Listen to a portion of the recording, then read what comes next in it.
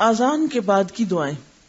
حضرت عبداللہ بن عمرو بن عاص رضی اللہ عنہ روایت کرتے ہیں کہ رسول اللہ صلی اللہ علیہ وسلم نے فرمایا، جب تم مؤذن کی آواز سنو تو تم مؤذن کو جواب دو، یعنی اذان کا جواب دینا لازم ہے، اور جب اذان ختم ہو جائے تو مجھ پر درود بھیجو، پس تحقیق جو مجھ پر ایک بار درود بھیجتا ہے اللہ اس پر 10 بار رحمت بھیجتا ہے۔ تو اذان کے فوراً بعد کیا کام کرنا چاہیے؟ درود شریف پڑھنا چاہیے۔ کتنی دفعہ؟ 1 دفعہ۔ کیسے؟ نماز والا میں 1 دفعہ پڑھ دیتی ہوں درست تلفظ کے ساتھ، غور سے سن لیجئے۔ اللہم صل علی محمد وعلی آل محمد کما صلیت علی ابراہیم وعلی آل ابراہیم انک حمید مجید۔ اللہم بارک علی محمد وعلی آل محمد کما بارکت علی ابراہیم وعلی آل ابراہیم انک حمید مجید۔ یا الہی رحمت بھیج محمد صلی اللہ علیہ وسلم پر اور آل محمد پر، جیسے رحمت بھیجی تو نے ابراہیم اور آل ابراہیم پر، بے شک تو تعریف کیا گیا بزرگی والا ہے۔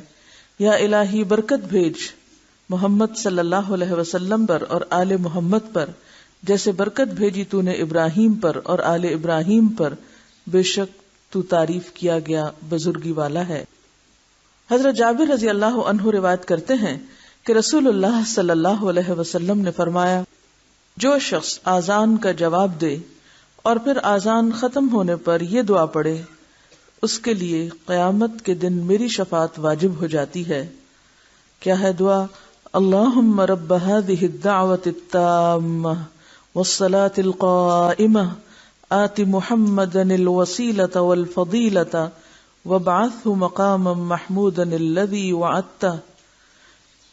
اس پوری پکار یعنی اذان کے اور قیامت تک قائم رہنے والی نماز کے رب محمد صلی اللہ علیہ وسلم کو وسیلہ اور بزرگی عطا فرما اور انہیں مقام محمود میں پہنچا جس کا تو نے ان سے وعدہ کیا ہے۔ وسیلہ کیا چیز ہے؟